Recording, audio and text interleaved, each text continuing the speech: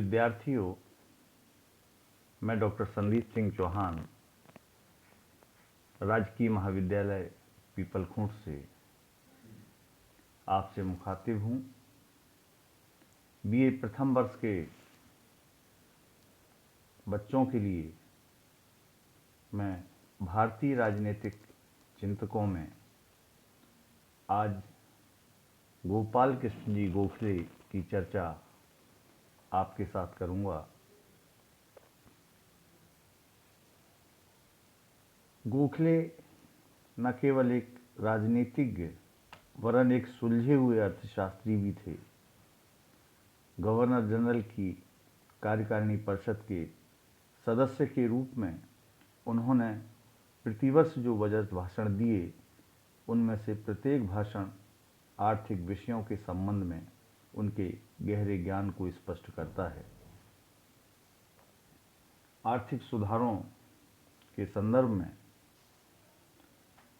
जो उनके महत्वपूर्ण राजनीतिक विचार हैं, उसे हम अनेक बिंदुओं के अंतर्गत समझ सकते हैं। पहली बात, वह भारी भरकम सैनिक व्यय में कमी पर बल देते थे या जोर देते थे, क्योंकि भारत उस समय इंग्लैंड की या ब्रिटिश सत्ता के अधीन था और जिस तरह से अंग्रेजों के सैनिक और प्रशासनिक व्यय थे, उस संदर्भ में गोखले ने अपने विचार प्रकट किए हैं। गोखले भारतीय जनता की निरंतर बढ़ती हुई गरीबी को देखकर बहुत चिंतित रहते थे। उन्होंने इस गरीबी का मूल कारण यह बतलाया कि भारत का सैनिक व्यय बहुत अधिक है और नागरिक प्रशासन के क्षेत्र में भी यूरोपियन अधिकारों को ऊंचे ऊंचे वेतन देने से जनता के कल्याण के लिए कुछ नहीं हो पाता है। सेलवाई आयोग के सामने गवाही देते हुए उन्होंने कहा था कि भारत का सैनिक व्यय अन्य सभी देशों की तुलना में अधिक है, जबकि रूस कुल राजस्व का, यानी कि जो कुल रेवेन्यू वसूल होता है, उसका 21%, फ्रांस अपने रेवेन्यू का या राजस्व का 19%, जापान 16% और इटली 13% व्यय सेना पर करते हैं। जबकि अंग्रेजी राज में भारत का सैनिक व्यय 35% था। उन्होंने सुझाव दिया कि एक आरक्षित सेना की स्थापना करके सैनिक व्यय में कमी की जानी चाहिए। सेना में भारतीयों को बड़ी संख्या में अधिकारी पद देने से भी व्यय में कमी होगी, क्योंकि सेना के भारतीय अधिकारियों को यूरोपियन अधिकारियों की तुलना में कम वेतन भत्ते देने होंगे। और इसका आशय सीधा सीधा ये निकाला जाता है, जो आज भी चल रहा है, कि इंग्लैंड के पाउंड की कीमत या अमेरिका के डॉलर की कीमत निश्चित तौर पर भारत के रुपए से अधिक है।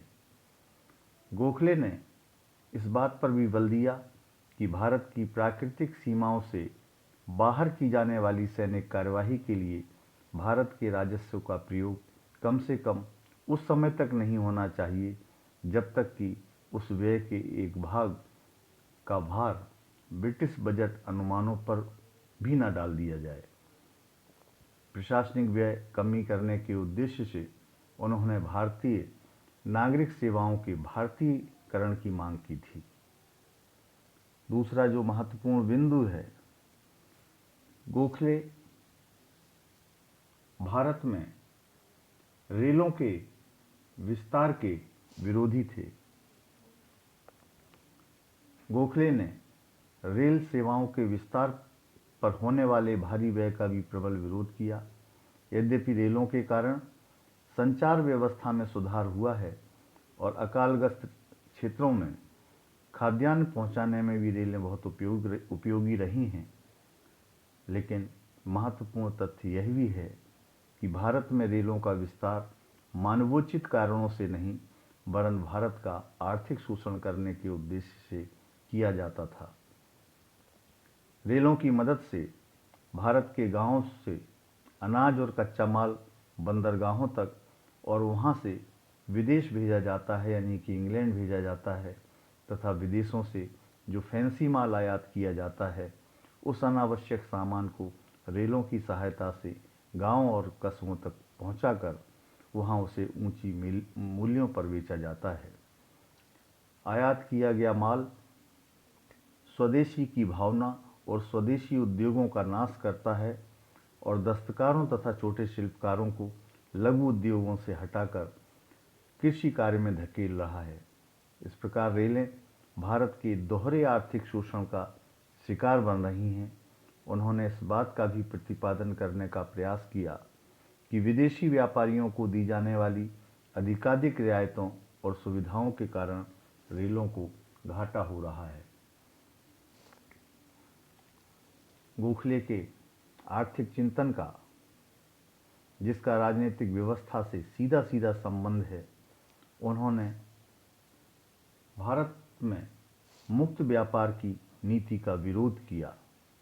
गोखले ने स्वतंत्र व्यापार यानी कि फ्री ट्रेड की नीति का विरोध करते हुए कहा था कि भारत पर लादी गई इस नीति ने देश के सभी उद्योगों का नाश कर दिया है।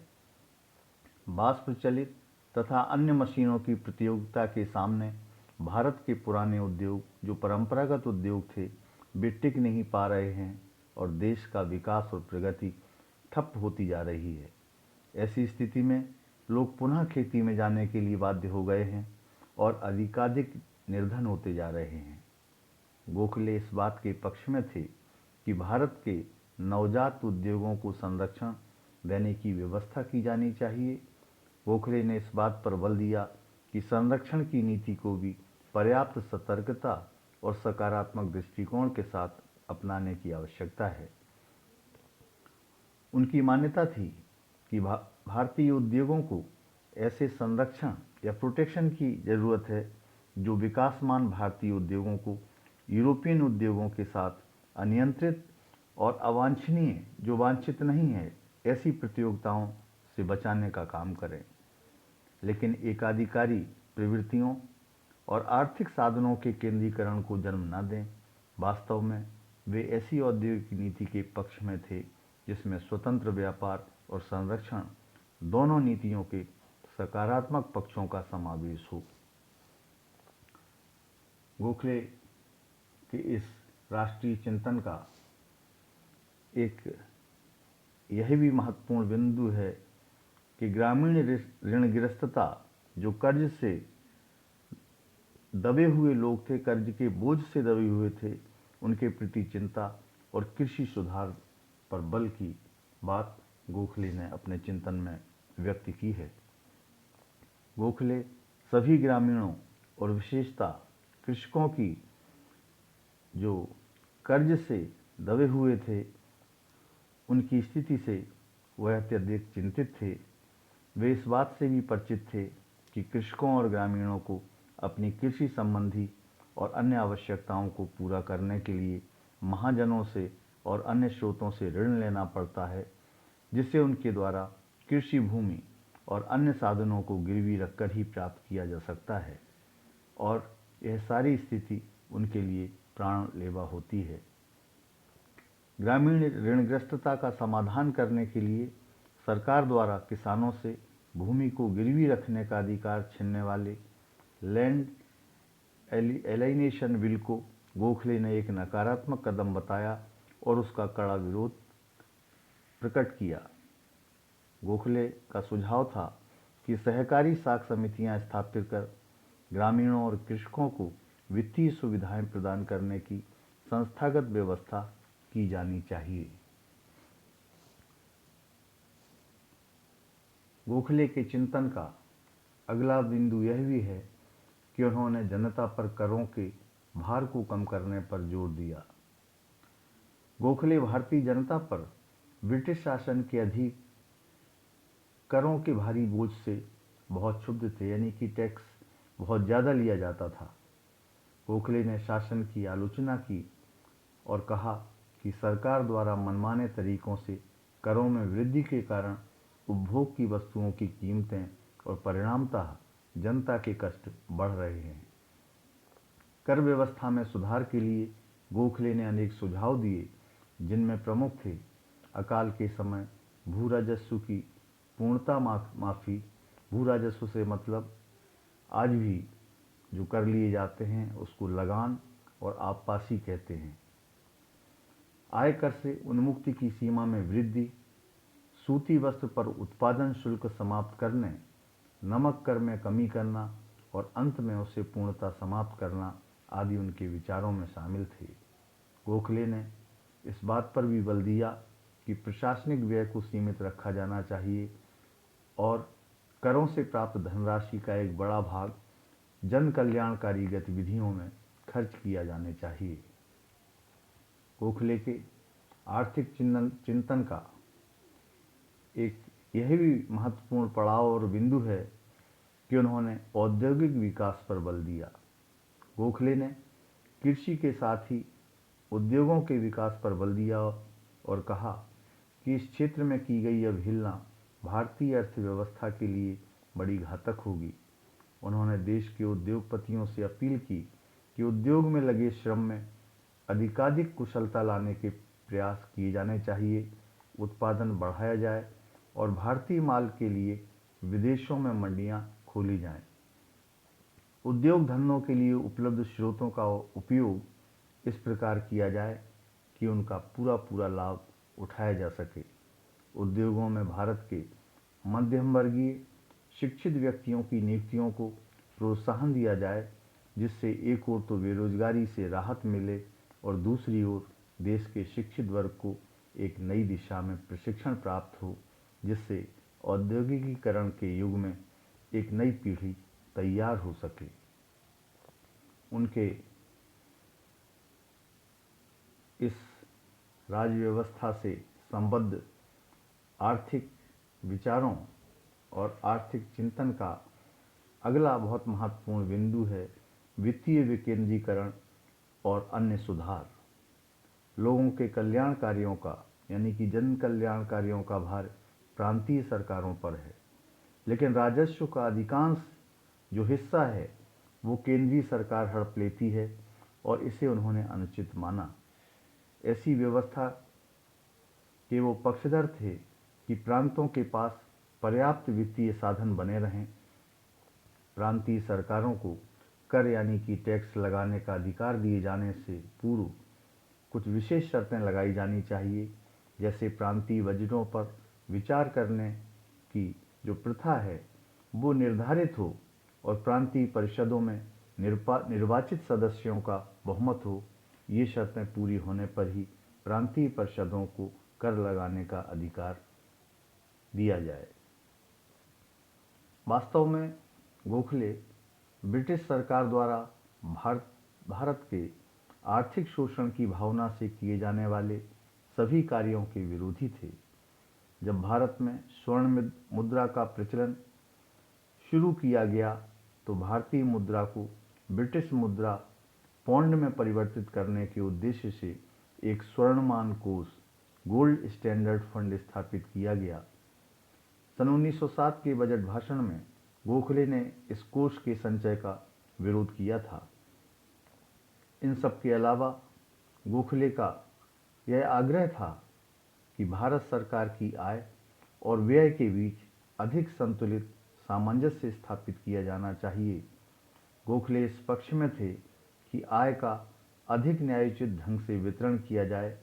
गोखले पूंजीवादी अर्थनीति को भारत जैसे अविकसित देश में लागू किए जाने पर होने वाली हानियों से यानी नुकसानों से परिचित थे और उनका यह स्पष्ट मत था कि पूंजीवादी देशों की अर्थनीति ज्यों की त्यों भारत में लागू नहीं की जानी चाहिए। कुल मिलाकर गोखले का जो आर्थिक दर्शन है वह भारत की राज व्यवस्था को पंगु बनाने से रोकने का एक दर्शन है, जिसमें स्वदेशी की भावना भी है, जिसमें राष्ट्रवाद भी है और जिसमें जन कल्याण भी है। सर्वे भवन्तु सुखिनः, सर्वे सन्तु निरामयः की भावना भी है। नौजवान बेरोजगारों के लिए रोजगार का एक दर्शन भी है और कुल मिलाकर पूरी तरह से सामाजिक सरोकारों पर आधारित है और राष्ट्र के विकास के लिए निश्चित तौर पर उनके आर्थिक विचार उस जमाने में सराहनीय थे जिनको आज भी महत्ता प्रदान की जाती है। जन कल्याण की, लोक कल्याण की या पब्लिक वेलफेयर स्टेट की जब भी दुनिया में बात चलेगी तो उसमें गोखले के आर्थिक विचार निश्चित तौर पर विराजमान रहेंगे, ऐसी मैं आशा करता हूँ। आपके कमेंट और आपके सुझाव या आपकी जिज्ञासा या क्वेरी हमारे पास तक पहुंचनी चाहिए। सोशल साइट के किसी भी माध्यम से आप मुझसे कभी भी संपर्क कर सकते हैं, अपनी क्वेरीज का, अपनी जिज्ञासा का समाधान कर सकते हैं। बहुत बहुत शुक्रिया, धन्यवाद।